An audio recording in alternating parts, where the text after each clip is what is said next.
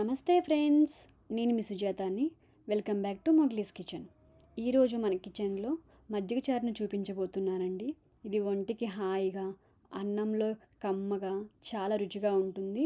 మీరు కూడా మంచిగా రుచిగా చేయాలంటే ఒకసారి నా పద్ధతిలో ట్రై చేసి చూడండి, చాలా బాగుంటుంది. ముందుగా దానికి కావాల్సిన ఇంగ్రీడియంట్స్: ఆనియన్స్, పచ్చిమిర్చి, అల్లం, కొత్తిమీర అండ్ కరివేపాకు.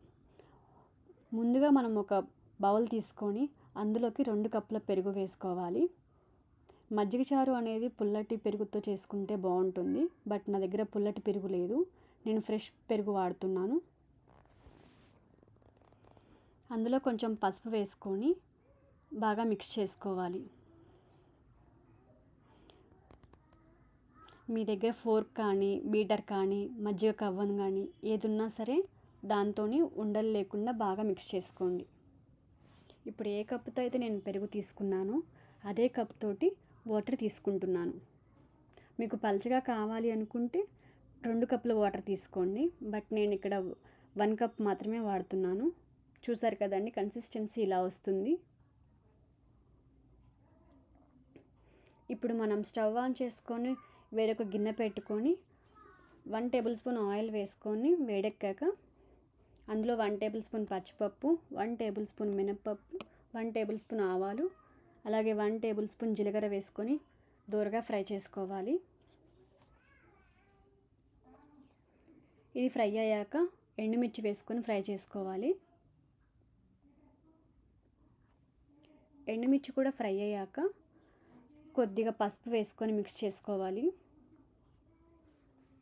అలాగే మనం ముందు సన్నగా తరిగి పెట్టుకున్న పచ్చిమిర్చి వేసుకోవాలి.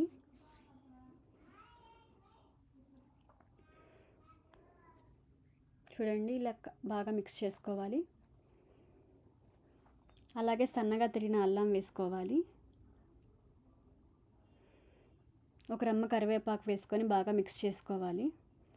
కొంతమంది పచ్చిమిర్చి, అల్లం 2 మిక్స్ చేసి వేస్తారండి, బట్ నేను ఇక్కడ విడిగా వేశాను. అలాగే మనం ముందుగా కట్ చేసుకున్న ఆనియన్స్ వేసుకొని ఫ్రై చేసుకోవాలి.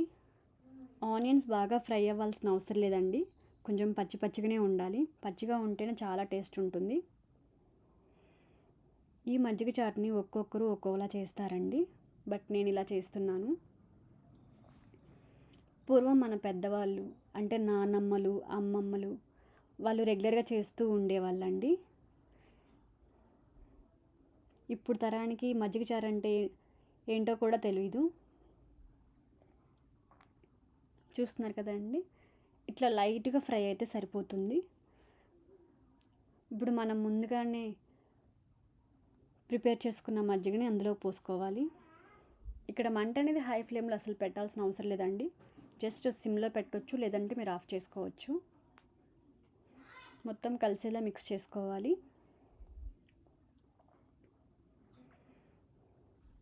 ఇప్పుడు ఇందులో 1 టేబుల్ స్పూన్ సాల్ట్ వేసుకోవాలి. అలాగే సన్నగా తరిగిన కొత్తిమీర వేసుకోవాలి. దీన్ని మంచిగా మిక్స్ చేసుకోండి. మజ్జిగ చారు చాలా అంటే చాలా టేస్టీగా ఉంటుందండి, మనం ఈజీగా సింపుల్గా చేసుకోవచ్చు. అలాగే ఇది మన ఒంట్లో ఉన్న వేడిని మొత్తాన్ని తీసేస్తుంది. అంతేనండి, ఎంతో కమ్మగా టేస్టీగా ఉండే మజ్జిగ చారు రెడీ అయింది. మీరు కూడా ఒకసారి ఈ పద్ధతిలో ట్రై చేసి చూడండి, చాలా అంటే చాలా బాగుంటుంది. ఈ వీడియో కనుక మీకు నచ్చినట్లయితే లైక్ చేసి ఫ్రెండ్స్ అండ్ ఫ్యామిలీస్కి షేర్ చేయండి. మరిన్ని వీడియోస్ కోసం మొగ్లీస్ కిచెన్ని సబ్స్క్రైబ్ చేసుకోండి. Thanks for watching.